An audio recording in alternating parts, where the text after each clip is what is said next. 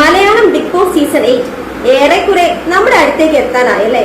പക്ഷേ ഈ ഒരു സാഹചര്യത്തിലും ഏറ്റവും കൂടുതൽ ഉയർന്നു കേൾക്കുന്ന ഒരു വാക്കാണ് PR എന്നുള്ളത്. അതായത് മലയാളം ബിഗ് ബോസ് സീസൺ 7 വിന്നറെ നിശ്ചയിച്ചത് PR ടീം ആണെന്നുള്ള രീതിയിലല്ല പലതരത്തിലുള്ള അഭ്യൂഹങ്ങളും വാർത്തകളും നമ്മുടെ മുമ്പിലൂടെ കടന്നുപോയിക്കൊണ്ടിരുന്നു. എന്നാൽ അത് ഒരു പരിധി വരെ ഒന്ന് കൺട്രോളായ അല്ലെങ്കിൽ ഒരു പരിധി വരെ ആ വാർത്തയ്ക്ക് വലിയ പ്രാധാന്യമില്ലാതായിരുന്നു. എന്നാൽ ഇപ്പോൾ Bigg Boss Malayalam season 8 start ആവുന്ന ഈ ഒരു സാഹചര്യത്തിൽ ഈ ഒരു PR തന്നെയാണ് ഏറ്റവും കൂടുതൽ ഉയർന്നു കേൾക്കുന്ന ഒരു വാക്ക്. ശരിക്കും ഇന്ത്യയിലെ തന്നെ ഏറ്റവും വലിയ റിയാലിറ്റി ഷോ ആയ ബിഗ് ബോസിൽ PRന് എന്താണുള്ള റോൾ? അപ്പോൾ നമ്മൾ സാധാരണക്കാർ ചെയ്യുന്ന വോട്ടൊക്കെ ഇതൊക്കെ എവിടെയാണ് പോകുന്നത്? നമ്മൾ സാധാരണക്കാരുടെ വോട്ടല്ലേ ഒരു വിജയം നിശ്ചയിക്കുന്നത്, അതോ PR ടീമോ? ഇത്തരത്തിലുള്ള എല്ലാ ആശങ്കകൾക്കും ഒരു മറുപടി എന്നോണമാണ് ഇന്ന് ഞാൻ ഈ ഒരു വീഡിയോ ചെയ്യാനായിട്ട് ആഗ്രഹിക്കുന്നത്. So welcome to the video. എന്താണ് PR? Public relations. അതായത് നമ്മുടെ സൊസൈറ്റിയിൽ ഒരു ഇമേജ് എപ്പോഴും നിലനിർത്തണമെന്ന ആഗ്രഹമുള്ള എല്ലാവരും ചെയ്യുന്ന ഒരു കാര്യം തന്നെയാണ് ഈ ഒരു PR എന്ന് പറയുന്നത്. അത് രാഷ്ട്രീയമായിക്കോട്ടെ, സിനിമയായിക്കോട്ടെ, ഏത് മേഖലയിലായിക്കോട്ടെ, ഇത്തരത്തിൽ ഒരു ഇമേജ് ക്രിയേറ്റ് ചെയ്ത് വെക്കാനായിട്ട് ഏറ്റവും എളുപ്പമായിട്ടുള്ള ഒരു മാർഗം തന്നെയാണ് PR എന്ന് പറയുന്നത്. പ്രത്യേകിച്ച് ഈ ഒരു സോഷ്യൽ മീഡിയ കാലഘട്ടത്തിൽ അത് ഇമ്പോർട്ടന്റ് ആയ ഒരു ഫാക്ടർ തന്നെയാണ്. അതൊരു തരത്തിലൊരു ബിസിനസ് തന്നെയാണ്. അതായത് ഞാൻ എന്ന വ്യക്തിയുടെ പേര് സമൂഹത്തിൽ എപ്പോഴും ഉയർന്നു കേൾക്കണം.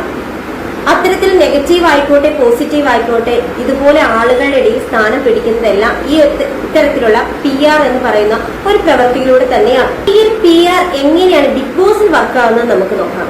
ബിഗ് ബോസിൽ വരുന്ന ആൾക്കാരുടെ PR എന്ന് പറയുന്നത് കൊണ്ട് അവർ ഉദ്ദേശിക്കുന്നത് എപ്പോഴും ആളുകളുടെ ഇടയിൽ നിറഞ്ഞു നിൽക്കണം, ആളുകളുടെ ഇടയിൽ ചർച്ചയാവണം, ആളുകളുടെ വോട്ട് കിട്ടണം, വിന്നർ ആവണം. ബിഗ് ബോസിൽ പോകുന്ന ഏതൊരാളുടെ ഉദ്ദേശം എന്ന് പറഞ്ഞാൽ വിന്നർ ആവുക എന്നുള്ളത് തന്നെയാണ്. അപ്പോൾ ഒരിക്കലും 24 hours 100 ദിവസം ഒരു ക്യാമറയുടെ മുമ്പിൽ ഞാൻ ജനുവനായി നിന്നു എന്ന് പറഞ്ഞിട്ടുണ്ടെങ്കിൽ ഒരിക്കലും അത് പ്രേക്ഷകരുടെ മുമ്പിലേക്ക് എത്തണമെന്നില്ല. കാരണം 24 hours കുറച്ച് അവേഴ്സ് മാത്രമേ കട്ട് ചെയ്തിട്ട് നമ്മൾ ടിവിയിലൂടെ കാണുന്നുള്ളൂ. അതിൽ നമ്മുടെ ഏതൊക്കെ പാർട്ടുകൾ പുറത്തേക്ക് വരുന്നുണ്ട് എന്നുള്ളത് നമ്മൾക്ക് അറിയില്ല. അതായത് ബിഗ് ബോസ് ഷോയുടെ ഉള്ളിൽ നിൽക്കുന്ന ആളുകൾക്ക് അറിയാൻ സാധിക്കില്ല എന്നുള്ളതാണ് ഏറ്റവും വലിയൊരു സത്യം. ഇപ്പോൾ ഈ ഒരു PR കൊടുത്തു പോകുന്ന ഏതൊരു വ്യക്തിയാണെങ്കിലും അവരുടെ ഉദ്ദേശം എന്ന് പറയുന്നത് ഒരു പക്ഷേ ഷോയിൽ കാണിക്കാത്ത പോർഷൻസ് വരെ ലൈവ് കണ്ട് അതിൽ നിന്ന് ഷോർട്സ് ആക്കി അല്ലെങ്കിൽ സ്ക്രീൻഷോട്ട് എടുത്തിട്ടോ പബ്ലിക്കിന്റെ മുമ്പിലേക്ക് ഇട്ടുകൊടുക്കുക, ആളുകളുടെ മുമ്പിലേക്ക് അവരുടെ പേരുകൾ ഉയർത്തി കാട്ടുക എന്നുള്ളത് തന്നെയാണ് ഈ PR കൊടുത്തു പോകുന്ന ആളുകളുടെ ഉദ്ദേശം. അത് നെഗറ്റീവ് ആയിക്കോട്ടെ, പോസിറ്റീവ് ആയിക്കോട്ടെ, ഓപ്പോസിറ്റ് നിൽക്കുന്ന ആ ഒരു മത്സരാർത്ഥിയെ അവരെ കഴിഞ്ഞ് മുന്നിലേക്ക് എത്തണം എന്നുള്ള ചിന്താഗതി ഉള്ളവർ തന്നെയാണ് ഈ ഒരു PR കൊടുത്തിട്ട് ബിഗ് ബോസ് ഹൗസിലേക്ക് പോകുന്നത്. അപ്പൊ അതൊരു തരത്തിലും തെറ്റായിട്ടുള്ള ഒരു കാര്യമാണെന്ന് എനിക്ക് തോന്നുന്നില്ല.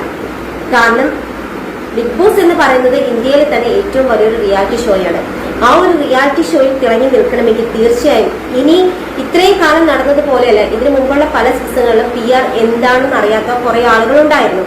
പക്ഷെ ബിഗ് ബോസ് മലയാളം സീസൺ 7 ഒരു പ്രത്യേകത എന്താണെന്ന് ചോദിച്ചു കഴിഞ്ഞാൽ നമ്മൾ പ്രേക്ഷകരുടെ ഇടയിലേക്കും PR എന്താണെന്ന് കൂടുതൽ വ്യക്തമാകാനായിട്ട് ഇട്ടുതരികയും അതുപോലെ ഇനി വരുന്ന സീസണുകളിൽ PR വർക്കുകൾ ഒരുപാട് ആളുകളെ സഹായിക്കുകയും ചെയ്യും. അത് നെഗറ്റീവ് ആയിക്കോട്ടെ, പോസിറ്റീവ് ആയിക്കോട്ടെ. പക്ഷെ നമ്മൾ സാധാരണ പ്രേക്ഷകർക്ക് ഇതിൽ റോൾ എന്താണെന്ന് ചോദിച്ചാൽ അതിലേക്ക് ഞാൻ വരാം. ഈ ഒരു PR കൊണ്ട് ബിഗ് ബോസ് മത്സരാർത്ഥികൾക്ക് ലഭിക്കുന്ന ഒരു ഉപകാരം എന്ന് പറഞ്ഞാൽ എപ്പോഴും ആളുകളുടെ കൂടെ സഞ്ചരിച്ചുകൊണ്ടിരിക്കും എന്നുള്ളതാണ്. അതായത് ഒരു സോഷ്യൽ മീഡിയ, നമ്മളെല്ലാവരും സോഷ്യൽ മീഡിയ ഉപയോഗിക്കുന്നവരാണ്. അപ്പൊ സോഷ്യൽ മീഡിയയിൽ നമ്മുടെ കൺമുമ്പിൽ എപ്പോഴും ഇതേ ആളുകൾ വന്നുകൊണ്ടിരിക്കും. അപ്പൊ പലതും അത് പോസിറ്റീവായി മാറാം. കാരണം PR എന്ന് പറയുന്ന ഒരൊറ്റൊരു വ്യക്തിയെ മാത്രം ആശ്രയിച്ചുള്ള കാര്യമല്ല. ആ ഒരു ഷോയിൽ വരുന്ന 18 പേരുണ്ടെങ്കിൽ അതിൽ ചിലപ്പോൾ 16 ആളുകൾക്കും PR ഉണ്ടാകാം. പക്ഷെ നമ്മുടെ ആളുകളിലേക്ക് ഏറ്റവും കൂടുതൽ ശ്രദ്ധ നേടുന്നത് വളരെ കുറച്ച് ആളുകൾ മാത്രമായിരിക്കും. പക്ഷെ ഈ ഒരു PR കൊണ്ട് അവർക്ക് ഉപകാരം തന്നെയാണ്. അത് ബിഗ് ബോസ് വിന്നറാകാം, അതുപോലെ തന്നെ പുറത്തിറങ്ങിയിട്ടുണ്ടെങ്കിൽ അവർക്ക് റീച്ചിന് കാര്യമാകാം, അതുപോലെ ഉദ്ഘാടനങ്ങൾ, സിനിമ, ഈ ഒരു മേഖലയിലെല്ലാം ഈ ഒരു PR എന്ന് പറയുന്ന ഘടകം വളരെയധികം അവരെ സഹായിക്കുന്നുണ്ട്. അപ്പോൾ ബിഗ് ബോസ് ഹൗസിൽ കയറുന്ന ഏതൊരു വ്യക്തിക്കും PR എന്ന് പറയുന്ന ഒരു കാര്യം, അല്ലെങ്കിൽ ബിഗ് ബോസ് പറയുന്ന ആ ഒരു ഷോയ്ക്കും PR എന്ന് പറയുന്ന ഘടകം ഉപകാരം തന്നെയാണ്. കാരണം നമ്മൾ മലയാളികളുടെ ഇടയിൽ പലപ്പോഴും ബിഗ് ബോസ് തുടങ്ങി കഴിഞ്ഞിട്ടുണ്ടെങ്കിൽ ഏറ്റവും കൂടുതൽ ചർച്ച ചെയ്യുന്ന ബിഗ് ബോസ് തന്നെയാണ് അല്ലെ. അപ്പോൾ അതിൽ മെയിനായിട്ട് PR എന്ന് പറയുന്ന ഒരു ഘടകം ഉപകാരം തന്നെയാണ്. ആ ഒരു ഷോയിന്റെ പ്രശസ്തി ഉയർത്തി കാട്ടാനായിട്ടും ആ ഒരു ഷോയെ വളർത്തിയെടുക്കാനായിട്ടും ഒരു പരിധിവരെ ഈ ഒരു PR ഹെൽപ്പ് ചെയ്യുന്നുണ്ട്. ഇപ്പൊ നമ്മൾ സിനിമ പ്രൊമോഷൻസും കാര്യങ്ങളും ഒക്കെ എടുത്ത് നോക്കിയിട്ടുണ്ടെങ്കിൽ ഈ ഒരു പ്രൊമോഷനും കാര്യങ്ങളും ഒക്കെ ആയിട്ടും പല ചാനൽസിനെയും വിളിച്ചിട്ട് നമ്മുടെ മുമ്പിലേക്ക് കാണിച്ചുകൊണ്ടിരിക്കുന്നുണ്ട്. ഇപ്പൊ ഏതൊരു സിനിമ ഇറങ്ങിയാലും പണ്ടത്തെ പോലെ ഒരു ട്രെയിലറിൽ മാത്രം ഒതുക്കുന്ന ഒരു കാര്യമല്ല. ഏറ്റവും കൂടുതൽ അധികമായിട്ട് വരുന്നത് പ്രൊമോഷൻസ് ആണ്. ഇത്തരത്തിലുള്ള ഓൺലൈൻ മീഡിയാസിലൂടെയും അതുപോലെ നമ്മളെ പോലെയുള്ള യൂട്യൂബേഴ്സിലൂടെയും ഒക്കെ വീണ്ടും വീണ്ടും ഇങ്ങനെ സംസാരിച്ചുകൊണ്ടിരിക്കുമ്പോഴും അതും ഇത്തരത്തിലുള്ള ഒരു PR വർക്ക് തന്നെയാണ്. അപ്പോൾ ആ ഒരു PR-ലൂടെ ചിലപ്പോൾ ആ ഒരു സിനിമയ്ക്ക് അതൊരു വിജയമായി മാറിയിരിക്കാം, കൂടുതൽ ആളുകളിലേക്ക് എത്തിപ്പെടുകയാണ്. ഇത് തന്നെയാണ് ഈ ബിഗ് ബോസ് എന്ന് പറയുന്ന ഷോയിലൂടെ PR എങ്ങനെയാണ് വർക്ക് ചെയ്യുന്നതെന്ന് ചോദിച്ചാൽ വർക്ക് ആയിക്കൊണ്ടിരിക്കുന്നത്. പിന്നെ നമ്മുടെ രാഷ്ട്രീയം എടുത്ത് നോക്കിക്കഴിഞ്ഞിട്ടുണ്ടെങ്കിൽ PR വർക്ക് ചെയ്യുന്നില്ലേ? നമ്മുടെ വോട്ടിംഗ് സമയത്ത് ഏറ്റവും കൂടുതൽ ഇടതുപക്ഷത്തിന്റെ ആണെങ്കിലും വലതുപക്ഷത്തിന്റെ ആണെങ്കിലും BJP-ന്റെ ആണെങ്കിലും ഇവര് കഴിഞ്ഞു പോയ പ്രവർത്തനങ്ങളെല്ലാം നമ്മുടെ മുമ്പിലേക്ക് ഇങ്ങനെ കറങ്ങിത്തിരിഞ്ഞ് വന്നുകൊണ്ടിരുന്നു. ഇതൊക്കെ PR തന്നെയാണ്. അപ്പം ഏതൊരു മേഖലയിലും ഉപകാരമുള്ളൊരു കാര്യം തന്നെയാണ് PR എന്ന് പറയുന്നത്. പിന്നെ PR എങ്ങനെയാണ് ബിഗ് ബോസ് വിന്നറെ നിശ്ചയിക്കുക എന്ന് ചോദിച്ചാൽ ഒരിക്കലും PR കൊണ്ട് ഒരു ബിഗ് ബോസ് വിന്നറെ നിശ്ചയിക്കാൻ സാധിക്കില്ല എന്നാണ് എനിക്ക് മനസ്സിലാക്കാൻ സാധിക്കുന്നത്. കാരണം PR ഒരു പരിധി വരെ ആ വ്യക്തിയെ നമ്മുടെ മുമ്പിലേക്ക് ഇട്ട് തന്നുകൊണ്ടിരിക്കുമ്പോൾ നമുക്ക് ആ വ്യക്തിയിലുള്ള പല ഘടകങ്ങളും അത് നെഗറ്റീവ് ആയിക്കോട്ടെ പലപ്പോഴും നമുക്ക് ഇഷ്ടം തോന്നും, പോസിറ്റീവായി മാറും. അപ്പം അതാണ് നമ്മൾ പ്രേക്ഷകരുടെ വോട്ടിലൂടെ തന്നെയാണ് ഒരു വ്യക്തി വിന്നർ ആകാൻ സാധിക്കുകയുള്ളൂ. PR എന്ന് പറഞ്ഞു കഴിഞ്ഞിട്ടുണ്ടെങ്കിൽ ആ ഒരു ഗ്രൂപ്പിൽപ്പെട്ട ആളുകൾ മാത്രമല്ല വോട്ട് ചെയ്യുന്നത്, അത് ജനങ്ങളിലേക്ക് എത്തിക്കുന്നു. ജനങ്ങൾ വഴിയാണ് ഈ ഒരു വോട്ടിങ്ങിലൂടെ ആ ഒരു വ്യക്തി വിന്നറായി മാറുന്നത്. അപ്പോൾ ഒരു പരിധി വരെ പ്രേക്ഷകരിലേക്കും ഈ ഒരു PR എന്ന് പറയുന്ന കാര്യം ഇൻഫ്ലുവൻസ് ചെയ്യുന്നുണ്ട്. അപ്പോൾ നമ്മൾ സാധാരണക്കാർക്ക് അവിടെ റോൾ ഇല്ല എന്ന് പറയാൻ സാധിക്കില്ല. നമുക്കാണ് ഏറ്റവും കൂടുതൽ റോൾ ഈ പറയുന്ന ഷോകളിലെല്ലാം, അല്ലെങ്കിൽ ഏതൊരു മേഖലയിലാണ് PR പ്രവർത്തിക്കുന്ന ഏതൊരു മേഖലയിലും ഏറ്റവും കൂടുതൽ റോൾ ഉള്ളത് സാധാരണക്കാർക്ക് തന്നെയാണ്. ഇനി ബിഗ് ബോസ് എത്തിപ്പെടുന്ന ആളുകൾ ഏത് തരത്തിലുള്ള ആളുകളാണെന്ന് ചോദിച്ചാൽ തീർച്ചയായും അത് നമ്മുടെ സോഷ്യൽ മീഡിയയിൽ നെഗറ്റീവ് ആയിക്കോട്ടെ പോസിറ്റീവ് ആയിക്കോട്ടെ ഇത്തരത്തിൽ നിറഞ്ഞു നിൽക്കുന്ന വ്യക്തികൾ തന്നെയാണ്. പലപ്പോഴും നമ്മൾ പറയും അയ്യേ ഇവരാണ് വന്നത്, ഇവരെ എന്തിനാ ബിഗ് ബോസിൽ എടുത്തേക്കുന്നത്, ഇത്രയും നിലവാരമില്ലാത്തൊരു ഷോ ആണോ? പക്ഷെ അതല്ല ഒരു ഷോയുടെ ഉദ്ദേശം. ഷോയുടെ ഉദ്ദേശം എന്ന് പറഞ്ഞു കഴിഞ്ഞിട്ടുണ്ടെങ്കിൽ തീർച്ചയായും അവരുദ്ദേശിക്കുന്ന രീതിയിൽ ഒരു കണ്ടന്റ് കിട്ടുന്നുണ്ടോ, ഷോയ്ക്ക് ഒരു റീച്ച് കിട്ടുന്നുണ്ടോ, ഇതൊക്കെ തന്നെ ഒരു ഷോ മെയിനായിട്ട് നോക്കിക്കൊണ്ടിരിക്കുന്ന ഒരു ഘടകം. അല്ലാതെ ഏതെങ്കിലും ഒരു വ്യക്തിയെ വിളിച്ചിട്ട് ആ ഒരു ഷോയിലേക്ക് കയറ്റി, അല്ലെങ്കിൽ സെലിബ്രിറ്റികളായിക്കോട്ടെ വളരെ പ്രശസ്തിയായ ഒരു വ്യക്തി എന്ന് പറഞ്ഞ് ഷോയിലേക്ക് കയറ്റിയത് കൊണ്ട് അവർക്ക് ഷോയ്ക്ക് പ്രത്യേകിച്ച് ഉപകാരങ്ങൾ കിട്ടാനില്ല. തീർച്ചയായും അവരുടെ ഷോ റണ്ണ് ചെയ്യിച്ചുകൊണ്ട് പോകാനായിട്ടുള്ള കപ്പാസിറ്റി അത് തീർന്ന മത്സരാർത്ഥികൾക്ക് വേണം. അല്ലാതെ അവിടെ നിൽക്കുന്ന ആങ്കർക്കോ അല്ലെങ്കിൽ അതിൽ പിന്നിൽ പ്രവർത്തിക്കുന്ന അണിയറ പ്രവർത്തകർക്കല്ലോ ബിഗ് ബോസ് എന്ന് പറയുന്ന ഒരു ഷോയിൽ മെയിനായിട്ട് റോൾ ഉള്ളത്.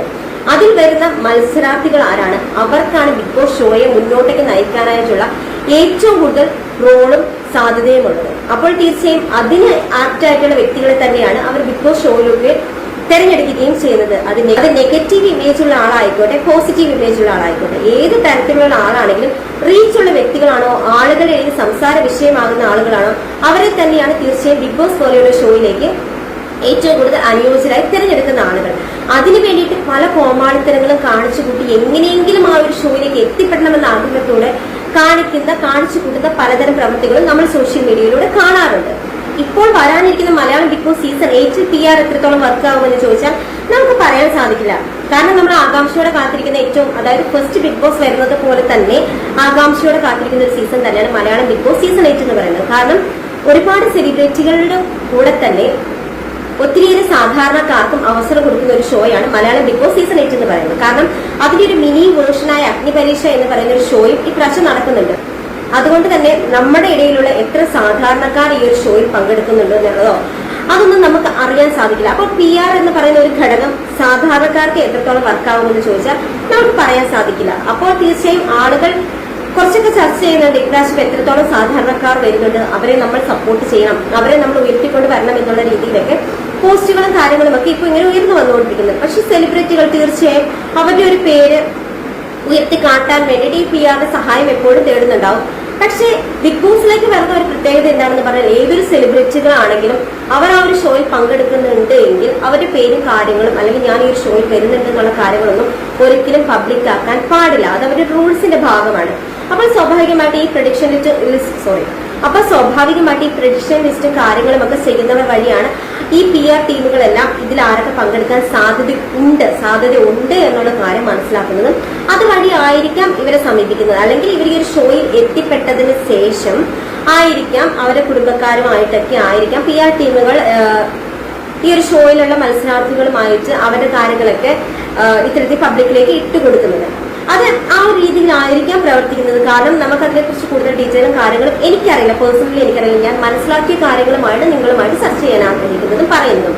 അപ്പോൾ സ്വാഭാവികമായിട്ട് ഈ ഒരു മലയാളം സീസൺ 8 പ്രത്യേകത സാധാരണക്കാരും സെലിബ്രിറ്റികളും തമ്മിലുള്ള ഒരു മത്സരമാണ്.